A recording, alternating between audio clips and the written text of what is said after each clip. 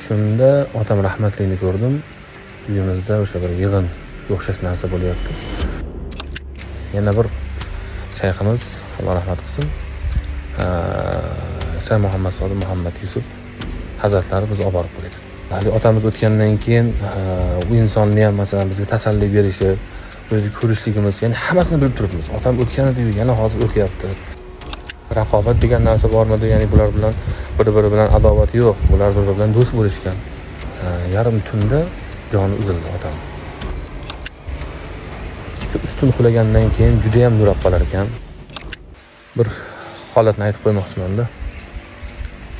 Inshaalloh manfaatdan xoli bo'lmaydi bu.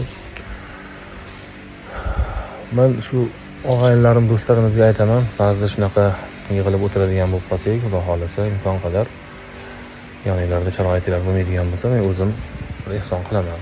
O'tirsak, yig'ilsak, bu narsa oshimiz va boshqami. Shu men esimdan chiqib qolishi mumkin. Shunaqa o'tirishimiz bir kunda bir marta, ikki marta bo'lishi ham mumkin. Bir oyda bir marta, ikki marta bo'lishi ham mumkin. Har hafta bo'lishi mumkin. Mana shuni savobini otamga bag'ishlayman.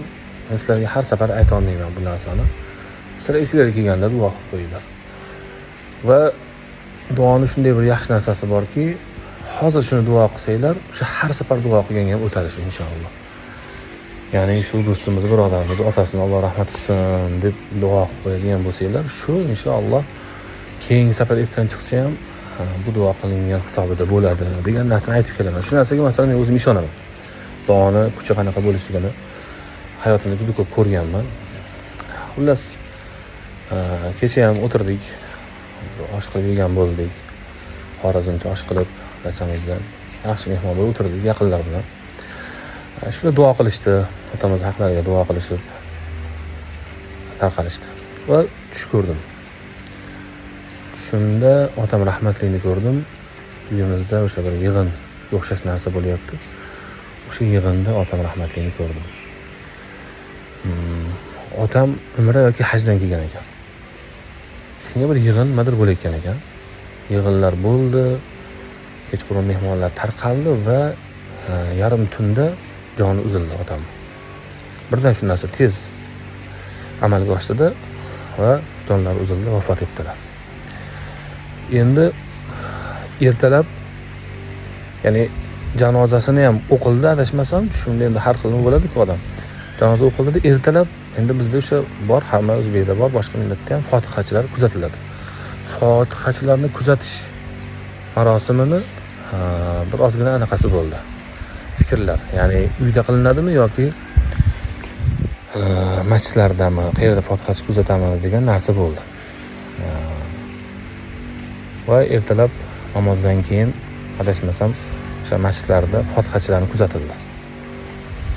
Ya'ni unaqa jasadni ko'tarib yurib, masjiddan u yoqdan bu yoqqa ko'chirib unaqa narsa bo'lgani yo'q, alhamdulillah. Lekin fotihachilarni o'sha yerda kuzatildi. Ko'proq jamoat duo qilsin deyildimi? Ular shunaqa narsa bo'ldi va o'sha fotihachilar kuzatilgandan keyin uyga qaytadigan bo'ldik biz. Uyga qaytishimizda bizni yana bir shayximiz, Alloh rahmat qilsin, Shayx Muhammad Sodiq Muhammad Yusuf hazratlari bizni olib borib qo'ydi uyimizga. Kishi ehromda ekan. Ehromni hali yechmagan ekan. O'tiringlar deb 06 mashinasi Majguli, 07 mashinasi bor ekan. O'sha mashinasida o'zi haydagan bo'ldi. Bizga, akam ikkalovimizga o'tiringlar deb mashinaga o'tkazdi. Va bizni uyga tashab qo'ydi. Yo'lda qanaqadir nasihat qilgan bo'lib, ya'ni bizga bir ta'ziya izhor qilgan bo'lib, ko'nglimizni ko'targan qanaqadir gaplar gapirdi. Endi esimga kelmayapti hozir. Boshqacha narsa bo'ldi. Hali otamiz o'tgandan keyin u insonni ham masalan bizga tasalli berishi, ko'rishligimiz, ya'ni hammasini bilib turibmiz. Otam o'tgan edi-yu, yana hozir o'tyapti. O'sha Muhammad Sodiq ham o'tgan edi-ku, bu odam ham yana hozir tirik ko'rinyapti. Bilib turibmiz shu holatda ham. Lekin shu narsa ham bo'lyaptiki, duolar ijobat bo'lar ekanda, o'sha duolar qilinganida o'shani ijobati bo'lib, ozgina narsa, arzimagan narsa o'tirib duo qildikda, yaqinlar duo qilib chin dildan qilgandir, kimnikidir chin dildan ijobat bo'lib qolgandirki, o'sha darrov bir qabul bo'ldimi ekan deb shunaqa narsa hayolimga keldi. Bu hayolga kelishligi bu to'g'ri narsa, ya'ni bu haqiqat, ijobat bo'lishiga, duo ijobat albatta. Ayniqsa bunaqa holatda ko'rishlik, chunki ikkita shayx otamiz Shayx Alovuddin Mansur hazratlari Alloh rahmat qilsin va Shayx Muhammad Sodiq Muhammad Yusuf hazratlari ikkita shayx bitta qabristonda va bir joyda madfun bo'lib turishlari, ularni birga tutishlari. Demak, bu juda ko'p savollarga ham javob bo'ladi. Ya'ni odamlarda har xil bo'ladi. Ya'ni raqobat degan narsa bormidi? Ya'ni bular bilan bir-biri bilan adovat yo'q. Bular bir-biri bilan do'st bo'lishgan, hamfikr bo'lishgan.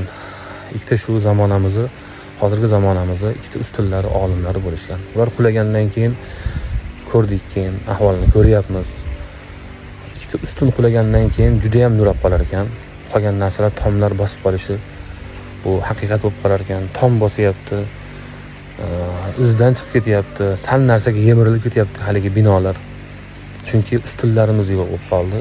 Ikkita ustun edi. Alloh taolo har ikkilarini, ikki shayximizni, Shayx Alovuddin Mansur hazratlari otamizni va Shayx Muhammad Sodiq Muhammad Yusuf hazratlarini ikkalovlarining Alloh taolo o'z rahmatiga olgan bo'lsin.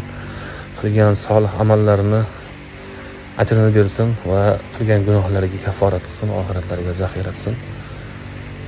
Buni ko'rgan yurtdoshlarimiz ham albatta bu ikkilarning haqlariga, qolgan ulug' o'tganlarning ham haqlariga duo qilsa foydadan xoli bo'lmaydi. Mana shu narsani o'zaro bir ulashgim keldi. Salomat bo'lasizlar.